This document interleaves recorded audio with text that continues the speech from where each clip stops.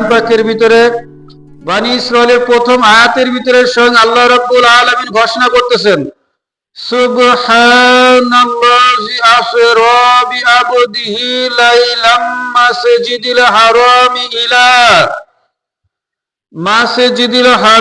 ইলা মাসজিদিল আকসাল্লাযী বারাকনা হাওলাহু লিনুরিয়াহু মিন আয়াতিনা ইন্নাহু হুয়াস সামিউল বাসীর। এখানে আল্লাহ তাআলা বলতেছেন, স্বয়ং খোদা রব্বুল আলামিন বলতেছেন, কুরআন পাকের ভিতরে বলতেছেন, পবিত্র এবং মহিমাময়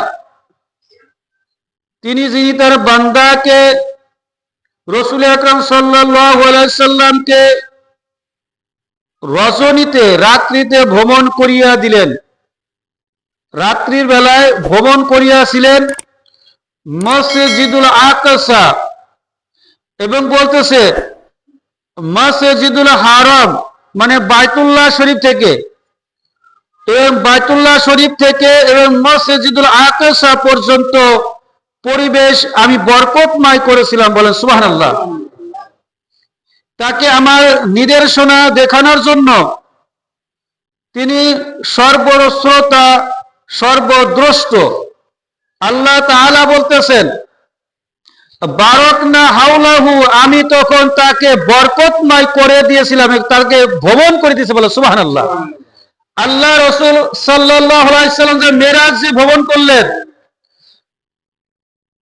নিজামউদ্দিন আউলিয়া তিনি তার কিতাবের ভিতরে লিখেছেন যে তখন এই মেরাজকে তিন ভাগে বিভক্ত করছেন, তিন ভাগে বিভক্ত করছেন। যে আল্লাহ রাসূল তিনি তিনটা হালতে ছিল। কয় হালতে ছিল? তিনি তিন হালতে ছিল। তিনি যখন সর্বপ্রথম বোরাকের পার ওঠেন, আল্লাহ রাসূল যে সময় আপনার ইসে যান,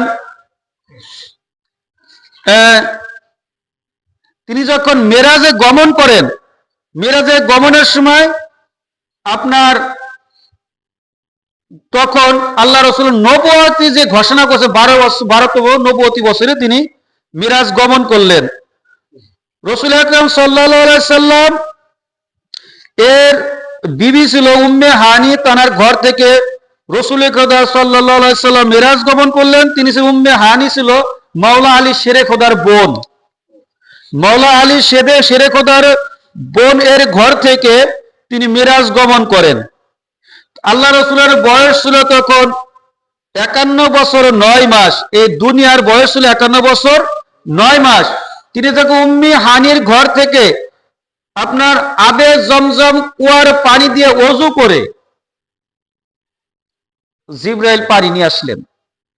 আল্লাহ রাসূল তো ঘুমায়া ছিল। জিবরাইল ডাক দেবে আল্লাহ রাসূলকে, জিবরাইলের এত ক্ষমতা আছে। আল্লাহ রাসূল তো ঘুমায়াছিলেন উম্মে হানির ঘরেতে, মা উম্মে হানির ঘরেতে ঘুমাইছিলেন, আরাম ফরমাচ্ছেন স্বয়ং রাসূল আকরাম সাল্লাল্লাহু আলাইহি ওয়াসাল্লাম। আল্লাহর কাছে বলেন, হে আল্লাহ রাব্বুল আলামিন, আপনার বন্ধু তো ঘুমায় আছে, রাসূল পাক সাল্লাল্লাহু আলাইহি, আমি কি করে তাকে ডাক দেব? আমার তো এত বড় ক্ষমতা নাই, আমার এত সাহস নাই, পারবো না। তখন আল্লাহ বললেন, হে জিবরাইল, তুমি একটা কাজ করো, তোমার জিহ্বাটা আমার রাসূলের পায়ের তালুতে লাগায় দাও। বলেন সুবহানাল্লাহ।